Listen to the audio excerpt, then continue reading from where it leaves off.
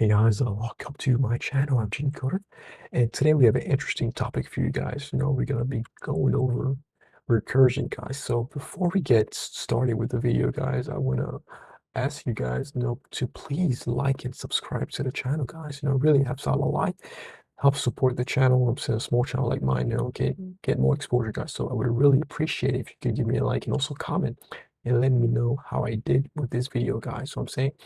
So guys, recursion, right, is a process, right, in which a function directly or indirectly calls itself, right? So a lot of complex problems can be solved, right, using recursion, guys. What I'm saying, and that's why I'm saying that uh, recursion is a very important topic that you have to make sure that you've mastered so that you can solve all those complex problems, guys. So this is gonna be a very beginner-friendly video, guys. What I'm saying.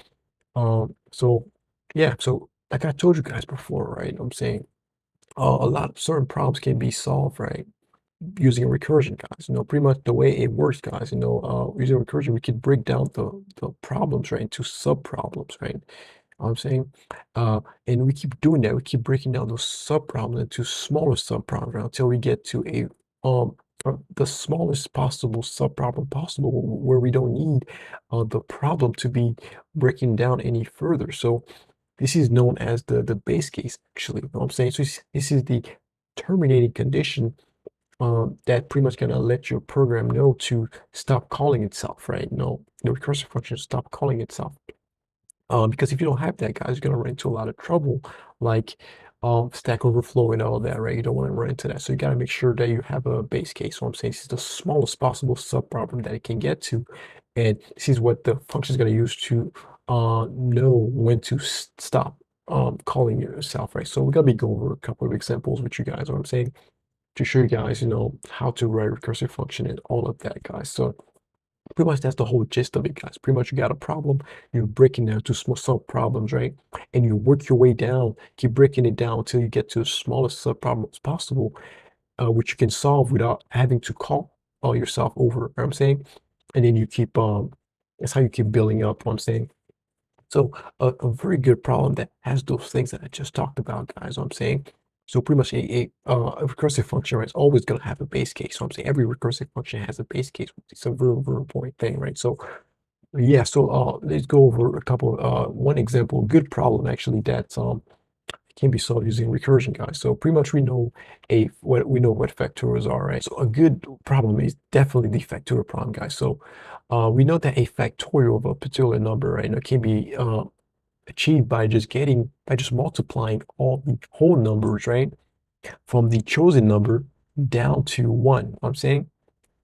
So yeah, so that's what the definition I'm saying that they have here, right, that I got from online. I'm saying math is fun. So so pretty much to get the factorial of a number, right, just multiply all the whole numbers, right, from the chosen number, right, down to one, guys. So 4 factorial is the same as writing 4 times 3 times 2 times 1, guys. What I'm saying, that's how you get a factorial of a number. What I'm saying, let's say it was 10, right? It would be 10 times 9 times 8. I'm saying all the way down to 1. So, well, so I have an example. I choose a small example, right? 4 factorial, right? You know what I'm saying? So I told you guys 4 times 3 times 2 times 1, right? That's how it is, right? Uh, Also, you could also write it down as 4 times 3 factorial. So I'm saying 4 factorial, I'm saying, can be obtained by doing this, right? 4, I'm saying, because 3 factorial, right, is 3 times 2 times 1, right? You know what I'm saying? And pretty much you can see that 3 factorial, right, you know what I'm saying, is replaced by this, right? Pretty much you could break it down as 3 times 2 factorial, right? And then you got and then 2 factorial, right? And then I keep doing the same thing, right? 3. So this 2 factorial now, right, can be breaking down into this, right? 2 times 1 factorial, right? Which is 1 is the smallest possible um um subproblem you get to. What I'm saying is 1 factorial and 0 factorial, guys. So that's why I know we have those as their base cases, right? 0 factorial is 1 and 1 factorial is 1, guys. So that's the proper that's the mathematical stuff, right? I'm saying, which tells us that those are the smallest ones. So yeah, guys, we can easily calculate the factorial for a number, right?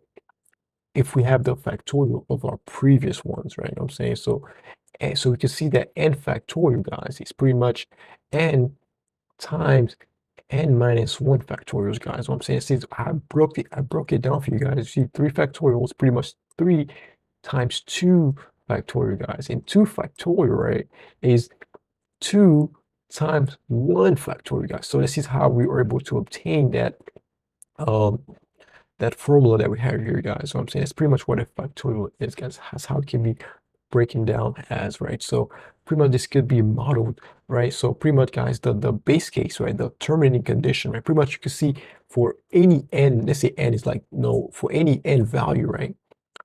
We could obtain the, we could break down, so pretty much we could obtain the factorial of it, right? By just multiplying the n number, right? Times n minus 1, right? Pretty much break down the problem into smaller problems, right? You know what I'm saying? Because this is what I have here, right? So pretty much to get 4 factorial, right? You get 4 times 3 factorial. You know what I'm saying? Because if I know 3 factorial, I can answer myself. I just multiply myself by 3 factorial, right? And then same thing happens here, right? 3 times, so now 3 says the same thing, right? 3 says, all right, cool. I can tell you my factorial once I know what 2 factorial is, right? You know what I'm saying? And then 2 says, all right, cool. I'm gonna tell you what my factorial is, right? Because 3 say, yo, man, 2, let me know what your factorial is, right? And then 2 says, all right, I'm gonna let you know once I know what my 1 factorial is, right? You know what I'm saying? And then 1, that's the smallest possible problem you can get to. And then now 1 can answer 2, and then 2 is going to be able to tell 3 what 2 factorial is, right? Which is 2, right? And it keeps doing that over. I'm saying, yeah, that's the whole gist of this problem, guys. So this could easily be modeled using recursion, guys. So let's go ahead, well, and see how the code will look like, right? You know what I'm saying? So what we're going to have, guys, is going to be public, right?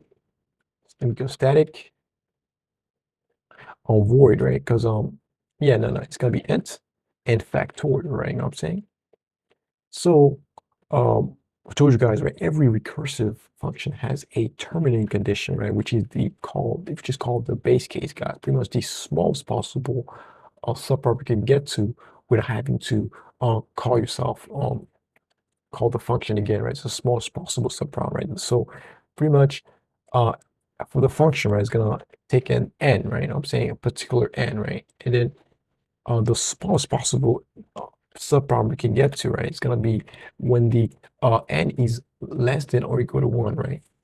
Then if, because 0 factorial is 1 and 1 factorial is 1, right? So those are the things that we have, right? So if we get to this smallest possible subproblem, right, then we return that. So now if we're not at the base case condition, right, that means we can keep breaking down the problem even further, guys. So pretty much what we do return, we do factorial, right, fact.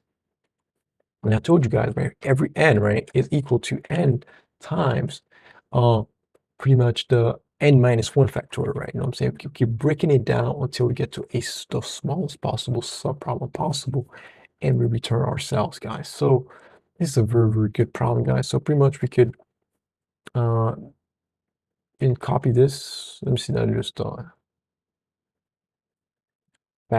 factorial of a particular number, right?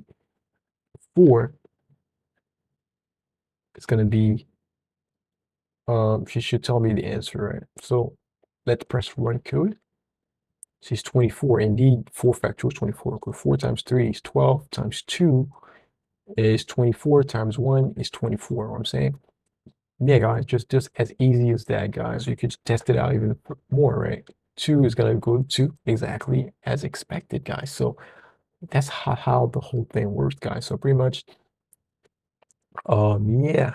So it keeps, so n, right? I told you guys, right? I'm saying we take n and then 4 is just as saying like, oh, cool. 4 is like, cool. I'm gonna let you know until I know what 3 factorial is, right? And yeah, and then keeps breaking it down in 3, goes back again, right? Calls it, so now we call these, so tell me the factorial of 3 then, so I can tell the user what the thing is, right? So you break it down again, and then you get then that, guys. As simple as that, guys. So still a very, very good introductory problem to recursion, guys. So if you guys were able to understand what I was trying to say, guys, and you guys are in good shape now, please let me know in the comment section. I would really appreciate a comment and also a like, guys. So I want to thank you guys for taking the time to watch this video. And yeah, if you guys are new here, subscribe, man. And I'll see you guys in the next one.